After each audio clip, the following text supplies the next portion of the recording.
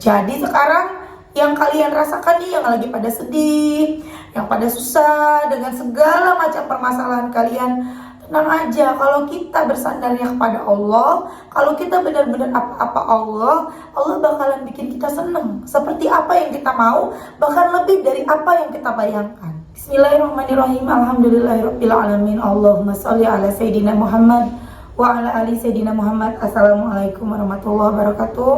Halo teman-teman, apa kabar? Mudah-mudahan teman-teman selalu dalam lindungan Allah Subhanahu wa taala. Amin ya rabbal alamin. Alhamdulillah, kali ini aku akan sharing pengalaman sholawat, dan kali ini pengalaman sholawat dari adik aku sendiri. Tapi sebelumnya buat teman-teman yang belum subscribe, di subscribe dulu biar aku makin semangat bikin videonya. Yang punya testimoni sholawat, jangan lupa kirimkan testimoni teman-teman ke nomor ini 0813 1543 0565. Nah, yang belum punya buku ini jangan pernah lelah ada nikmati setiap sholawat. Ini buku pertama aku, harganya 55.000. Teman-teman bisa beli di Gramedia atau teman-teman bisa beli ke admin. Nomor adminnya 0812 9875 7860. Insya Allah nih bisa bikin semangat teman-teman dalam bersolawat. Dan yang punya Instagram, TikTok, jangan lupa di follow Meliza Arnelia. Aku akan cerita pengalaman dari adik aku. Mungkin sebelumnya aku udah pernah cerita ya teman-teman. Sedikit-sedikit nyerempet-nyerempet, kan kadang aku suka nyerempet-nyerempet ya kalau lagi lagi bacain testimoni. Jadi ini benar-benar the power of sholawat, perjalanan adik aku baca sholawat munjiat. Sekilas aku akan cerita yang dari awal banget, yang udah pernah aku ceritain, tapi sekilas aja. Jadi adikku ini pernah sempat patah hati ya, zaman dulunya adik aku pernah deket sama cowok ya, istilahnya pacaran ya, itu 3 tahun. Terus akhirnya pacarnya tuh selingkuh teman-teman. Pacaran cinta monyet gitu ya, lagi waktu masih SMA. Kemudian pacaran lagi udah 3 tahun, akhirnya putus. Dan tragisnya itu mereka tuh putus karena si cowoknya ini selingkuh teman-teman, punya pacar lain gitu ya. Nah kemudian sampai akhirnya aku bilang ke adik aku, udahlah sholawat aja, udah deh nggak usah cari pacar lagi, nggak usah pacaran, langsung nikah. Nah adik aku ngikutin aku, dengar dia mulai baca sholawat. Tapi pada saat itu dia bacanya sholawat Jibril yang mudah, Shallallahu alaihi Muhammad. Dia baca, dia targetin seminggu itu 10.000. Jadi dia baca saat dia pergi dan pulang kantor, bacanya cuma di atas motor.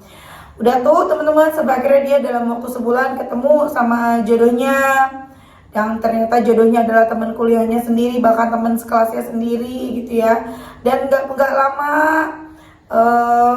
jangka waktu setahun lah ya teman-teman, sambil sama-sama ngumpulin duit juga buat nikahan. Akhirnya mereka nikah. Nah kemudian adik aku nggak lama hamil teman-teman. Adikku udah mulai mengenal munjiat tuh. Hamil setelah 3 bulan nikah kalau nggak salah dia hamil. Tapi sayang banget Allah uji dia setelah anaknya di usia kandungan 2 bulan keguguran teman-teman, dikuret. Dan pada saat itu adik aku ini lagi tinggal sama mertuanya. Jadi mertuanya pengen tuh tinggalnya sama-sama gitu ya. Adik aku tinggal sama mertuanya, dan di situ selain ada mertuanya, ada juga kakak iparnya. Kakak iparnya cowok, tapi sudah menikah, sudah berkeluarga, dan sudah punya anak. Nah, pada saat itu hamilnya barengan teman-teman. Pada saat mereka hamilnya barengan. Jadi si kakak iparnya ini hamil anak yang kedua, adik aku hamil anak pertama. Ternyata adik aku keguguran. Di situ dia sedih banget. Dan pada saat setahun kemudian itu kosong lagi, setelah dikuret setahun kosong ya. Setahun berlalu ya, pasti sedih lah ya teman-teman ya.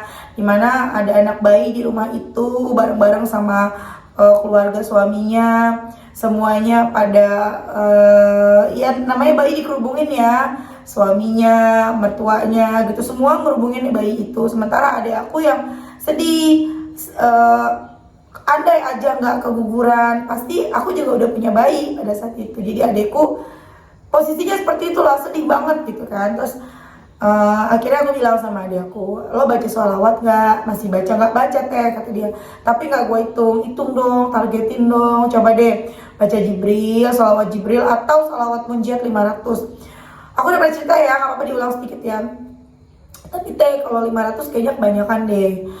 Ya udah terserah semampu lo. Akhirnya dia baca, dia targetin minimal tuh 200. Tiap habis sholat dia baca 40 sampai 50 sholawat munjiat. Jadi setelah 5 kali sholat ya sekitar 200 sampai 250 sholawat munjiat dia baca. Sholawat Jibril dia baca tapi nggak dihitung, seininya aja sambil bekerja. Dan kebetulan adik aku nih WFH, dan alhamdulillah memang adik aku udah gak tinggal sama mertuanya ya. Pada saat itu adik aku suruh untuk nempatin rumah aku yang di Bekasi, karena memang nggak ditempatin juga, rumahnya kosong. Adik aku nempatin di situ dan dia mulai baca sholawat teman-teman. Alhamdulillah setelah adik aku 3 bulan baca salawat munjiat, dia hamil. Masya Allah banget.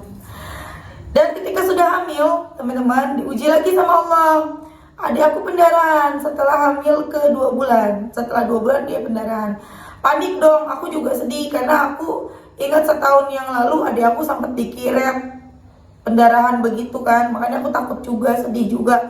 Dia terus baca salawat munjiat, dia pasrah apapun yang terjadi. Alhamdulillah bayinya masih sehat aja, masih nggak apa-apa di dalam perut, kandungannya masih, janinnya masih bagus. Cuma ternyata adik aku itu kena plasenta di bawah, jadi ari-arinya di bawah.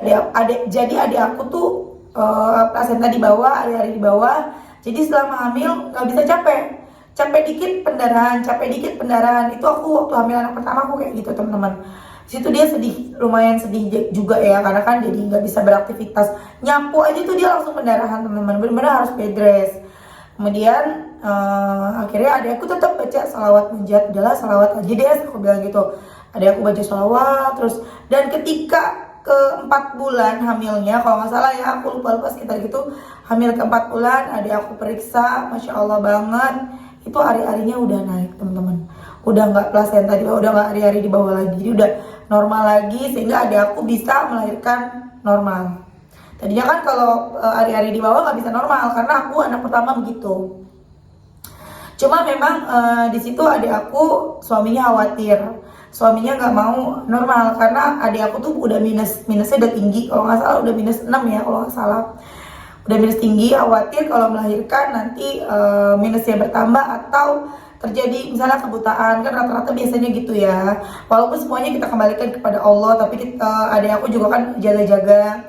Akhirnya yaudah deh kita di sesar aja, suaminya maunya di sesar karena kebetulan juga adik aku ini dapet jatah dari kantor loh, Masya Allah banget.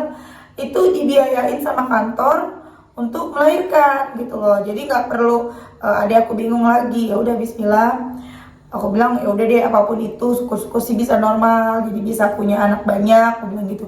Tapi kalau kata Allah sesar ya nggak apa-apa, jalanin aja dulu. Udah akhirnya mikir-mikir panjang, akhirnya adik aku, dokternya bilang sebaiknya sesar bu, karena khawatir nanti terjadi yang nggak diinginkan gitu kan. Sesar lah tuh. Nah di situ ada masalah lagi teman-teman. Nah namanya biarpun kita udah salawat, masalah akan terus hadir. Cuma bedanya masalahnya jadi kecil-kecil aja. Di situ dokternya bilang, Bu, mau lahirannya mau tanggal berapa? Kan kalau sesar bisa tentuin ya. Ini antara tanggal 31 Mei, 1 Juni, dan 2 Juni. Di situ adik aku maunya 1 Juni. Tapi suaminya maunya 31 Mei. Karena tanggal 31 Mei samaan kayak kelahiran keponakan dari suaminya. Sementara tanggal 1 Juni samaan dari keponakan adik aku, anak aku 1 Juni yang kecil. Tapi sih bukan karena itu, adik aku cuma pengen 1 Juni aja dengan alasannya dia sendiri. Tapi suaminya merasa, oh jadi nggak mau nih barengan sama keponakan aku, jadi sampai kamu milihnya sama keponakan kamu gitu. Padahal nggak ada pikiran gitu kan, cuman suaminya agak kenapa sih nggak mau 31 Mei. Nah udah Bismillah, aku bilang sama dia, udahlah, lahir itu di tangan Allah, takdirnya Allah. Kalau kata Allah nggak tanggal 31, nggak tanggal 1, kita bisa apa? Siapa tahu nanti lahirnya sebelum tanggal 31, aku bilang gitu kan. Dan kemarin itu di hari Jumat adik aku cuti pertama. Nanti dia akan cuti 4 bulan ya teman-teman. Dan adik aku tuh nyesel, kenapa sih harus cutinya hari ini gitu, kemarin hari Jumat kemarin. Aku maunya nanti aja deket-deket tanggal 1 Juni supaya aku bisa lebih lama sama anak aku gitu kan. Itu masih 10 hari lagi kan, dia maunya nanti gitu.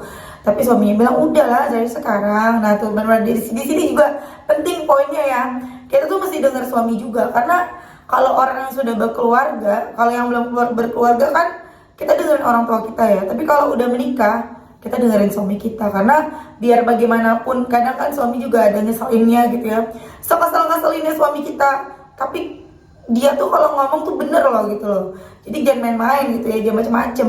Nah suaminya si adik aku ini bilang udahlah nggak usah diseselin gitu. Ternyata hari pertama cuti adik aku tiba-tiba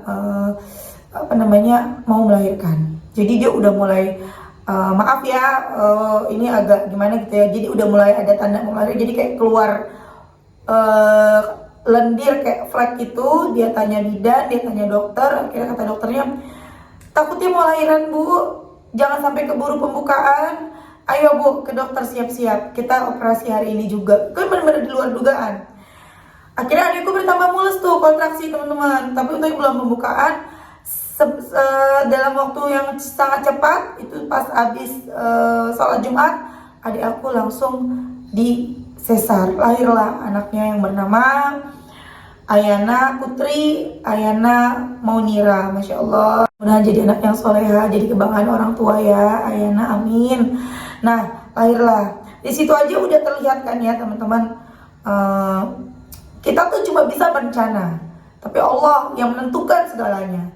Dokter, adik aku, adik ipar aku merencanakan kelahirannya tanggal sekian, tapi kata Allah enggak, tanggal sekian aja. Itu kemana hari Jumat tanggal berapa ya? Tanggal 20-an ya, aku lupa. Kayaknya tanggal 20 atau 20 ya teman-teman, tanggal 20 lahirnya. Masya Allah. Jadi kita jangan apa-apa tuh udah gimana nanti, kita nggak tahu 1 menit ke depan hidup kita seperti apa. Jadi kita udah nggak usah bikin stres hidup kita sendiri ya teman-teman. Nah lanjut, the power of sholawatnya lagi. Adik aku sebenarnya awalnya sempat bingung, teh gimana ya teh, udah dari beberapa minggu sebelumnya gue lagi nyiapin nih teh buat kalau ada kekurangan, karena waktu aku lahiran anak aku yang pertama dulu kan sesar, itu kan dibilangnya sekitar 20 juta teman-teman. Tapi ternyata ada tindakan-tindakan yang di luar dugaan kita, karena memang aku bermasalah ya waktu hamil melahirkan, aku banyak masalahnya. Jadi itu total lahiran anak aku yang pertama sampai 44 juta teman-teman. Maaf bukan mau ria atau apa ya, enggak, pokoknya sampai segitu. Jadi adik aku tuh patokannya ke situ. Adik aku takut nanti lahiran yang katanya cuma 15 juta, 18 juta tahu-tahu melebihi, tahu-tahu bisa sampai kayak aku. Jadi dia harus prepare kan, ya nabung lah, dia simpen lah. Tapi ya namanya kita hidup ya, tabungan mah kepake gitu teh, tabungannya kepake terus. Gimana nih buat Ayana lahiran, gue takutnya gini, udahlah selawat aja udah. Siapa tahu nanti namanya nggak banyak, atau siapa tahu tiba-tiba lo lahir deh tanpa harus ke rumah sakit, tiba-tiba di rumah mules berojol sendiri, kan banyak yang begitu ya. Ya udah dia jalanin. Kemudian dari pihak kantornya dibilang dapat jatah lahirannya sekian gitu ya, kalau nggak salah 15 sampai 18, aku lupa, dapat 15 kayaknya teman-teman, dapat jatah lahirannya sekian, 15 juta buat operasi. Tapi nanti kalau ada kelebihan, kalau ada biaya lebih, bisa ditalangin kantor dulu, nanti potong gaji. Masya Allah. Dia aku bilang ya Allah teh mudah banget, gue nggak perlu susah-susah bingung cari tambahan buat buat jaga-jaga. Ternyata sama kantor nanti dibantu gitu kan, udah the power of sholawat. Kemudian setelah akhirnya adikku melahirkan, the power of sholawatnya lagi. Jadi di ruangan melahirkan kan, kalau yang sesar teman-teman tahu, pokoknya teman-teman adikku tuh patokannya aku. Dia bawa selimut, karena pada saat itu aku menggigil. Pas lahiran Andin tuh aku menggigil. Selesai lahiran dia menggigil, dia memang dingin banget. Jadi adikku udah persiapan. Tapi di sana dia katanya sama sekali nggak menggigil. Malah dia ngerasanya gerah teman-teman. Dia nggak ngerasa dingin, kedinginan sama sekali nggak. Terus kan pas aku memang yang pertama nggak sakit, mungkin karena mahal juga ya. Aku nggak ngerasa sakit dan lain-lain. Paling ngilu-ngilu sedikit doang, tapi nggak yang gimana-gimana. Cuma kalau yang kedua, yang adik itu aku memang yang nggak kayak kakaknya itu, agak sakit teman-teman, perih udahnya, beda lah pokoknya, beda lah, beda harga, memang beda kualitas mungkin ya. perih dan segala macam. Jadi adik aku tuh udah benar-benar prepare lah, mesti gimana dan masya Allah adik aku tuh nggak ngerasa sakit teman-teman. Jadi setelah operasi itu dia nggak ngerasa yang sakit gimana perih gimana, enggak, cuma ngilu-ngilu aja. Dan itu pun dia bilang pokoknya nggak parah. Dan masya Allahnya lagi, hari Jumat dia lahiran kan siang, Sabtu sore dia udah pulang, udah dibolehin pulang padahal operasi. Aku aja dulu 3 hari 2 malam teman-teman, bahkan ada yang 4 hari gitu ya. Adik aku cuman 2 hari, cuma nginep semalam doang. Tadi malam udah pulang dari rumah sakit, dibawa anaknya dalam keadaan sehat alhamdulillah. Dan biaya rumah sakitnya itu 15.500.000, jadi lebihnya 500, dan masya Allahnya lagi 15 juta 400 atau 500 gitu ya, 500 lah ya, 500 ribunya itu di cover sama kantor suami adik aku. Jadi benar-benar melahirkan udah gak keluar duit sama sekali, adik aku gak keluarin biaya sama sekali. Masya Allah banget teman-teman, the power of sholawat tuh. Terus ada lagi kejadian lagi. Jadi gini, kan memang dapat ini ya, dirembes dari kantor gitu kan, adik aku yang cowok, adik ipar aku. Kemudian ada biaya tindakan, kan pertama ke bidan dulu, dari bidan dioper ke rumah sakit kan. Nah selama adikku periksa tuh yang dekat rumah di bidan, itu ada biaya sekitar 500.000. Kalau mau melahirkan tuh ada tindakan segala macam, USG 500. Terus bukan USG sih, pokoknya tindakan 500, periksa-periksa. Nah si bidannya ini nawarin, mau dibikinin kwitansi nggak biar diganti sama kantor, nanti kita bikin ini aja USG gitu kan, kita bikinnya misalnya biaya USG padahal bukan USG gitu kan. Tapi di situ adik aku nggak mau. Itulah teman-teman, kalau kita udah sholawat, kita tuh berat untuk ngelakuin dosa sekecil apapun. Enggak deh, walaupun sebenarnya mungkin tetap itu kan biaya-biaya untuk ke bidan juga gitu ya, diganti kan sama kantor. Cuman karena di situ di kalimatnya dibuat USG padahal nggak USG gitu ya, dengan biaya yang sama. Ya adik aku ngerasa enggak deh, aku nggak mau bohong gitu. Dan masya Allah bantu adik aku buat nggak berbohong. Jadi dengan cara nggak perlu tindakan, nggak perlu cek ke bidan lagi, langsung ke rumah sakit karena tiba-tiba adik aku mau lahiran. Jadi adik aku nggak mesti berbohong teman-teman. Alhamdulillah, masya Allah banget. Jadi benar-benar teman-teman, ayo kita benar-benar kencengin sholawat. Dari mulai adik aku yang ngerasa sedih, memang nggak langsung kita nikmat, ngerasain bahagia, semua ada prosesnya. Seperti yang dari awal aku cerita, gimana sih tinggal sama mertua, walaupun mertua sebaik apapun, tetap kita nggak nyaman ya, enak tinggal sendiri. Kalau udah berumah tangga tuh enak tinggal sendiri, walaupun rumah kita kecil, walaupun kita cuma ngontrak petakan, tapi kita bahagia gitu loh, hidup mandiri. Kemudian ada aku juga sedih karena kehamilannya keguguran, sedih lagi ngelihat bayi kakak iparnya sementara dia nggak ada anaknya. Tapi semua itu akhirnya berlalu. Itu setahun berikutnya dia ada di posisi yang terbalik. Dia udah tinggal sendiri, walaupun sekarang dia ngontrak teman-teman. Adik aku tinggal sendiri walaupun ngontrak. Kemudian adik aku juga sudah punya anak. Jadi semua keadaan benar-benar berbalik teman-teman. Jadi sekarang yang kalian rasakan nih, yang lagi pada sedih, yang pada susah dengan segala macam permasalahan kalian, tenang aja. Kalau kita bersandarnya kepada Allah, kalau kita benar-benar apa-apa Allah bakalan bikin kita seneng. Seperti apa yang kita mau, bahkan lebih dari apa yang kita bayangkan. Jangan ngecilin doa kita sendiri, jangan ngancurin harapan kita sendiri. Jangan, kita punya Allah yang maha besar. Apapun keinginan teman-teman, minta aja ke Allah, yakin Allah tuh ngasih. Tapi kita mesti mantesin diri, perbanyak ibadah kita, benerin sholat kita, benerin bacaan Quran kita, belajar ngaji kalau yang ngajinya belum lancar. Kemudian perbanyak sholawat, perbanyak istighfar, sedekah, walaupun gak banyak, walaupun cuma 2.000 perak. Setiap ada kotak jangan sampai gak masukin duit. Kalau ada orang yang jualan, ada anak kecil jualan kue atau jualan apa, beli. Walaupun kita cuma sanggup beli 2.000 perak, 5.000 perak, niatkan hati kita bantu, pahala kok dapat, insya Allah. Ya teman-teman, jadi buat kalian yang juga belum punya keturunan, ayo semangat, gak ada yang gak mungkin bagi Allah. Perbanyak sholawat, terserah sholawat apa, mau sholawat Jibril, sajaratun nukut, sholawat munjiah, sholawat fatih, sholawat nariyah, apapun itu, yang penting kita istiqomah. Sholawat yang bagus, sholawat apa sih? Sholawat yang bagus, semua sholawat bagus. Tapi kalau yang paling afdol, sholawat Ibrahimiyah yang kita baca ketika sholat.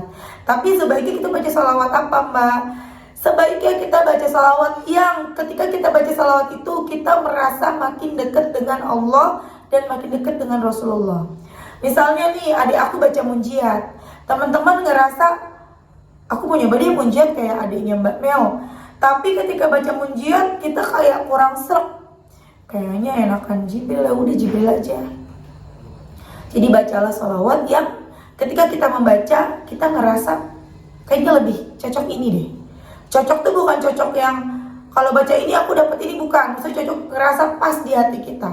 Itulah yang dibaca. Pada kita maksain diri, misalnya mau baca Ibrahimiyah atau baca munjiat yang panjang, tapi kita bacanya kayak beban. Mendingan gak usah. Mendingan bacanya yang sholawat Jibril aja deh. Kalau sholawat Jibril ringan, gak beban, ya udah itu dibaca. Gitu ya. Oke teman-teman, terima kasih udah nonton. Mudah-mudahan bermanfaat dan jadi motivasi buat teman-teman. Kita doakan semoga Ayana sehat selalu, jadi anak yang soleha, jadi penghafal Quran, amin. Bisa bahagiain orang tuanya dunia akhirat. Dan semoga teman-teman yang lagi menanti keturunan, yang lagi nungguin utangnya lunas, yang lagi dikejar-kejar utang, semoga Allah bantu, Allah mudahkan, Allah kabulkan semua doanya, amin ya rabbal alamin. Assalamualaikum warahmatullahi wabarakatuh.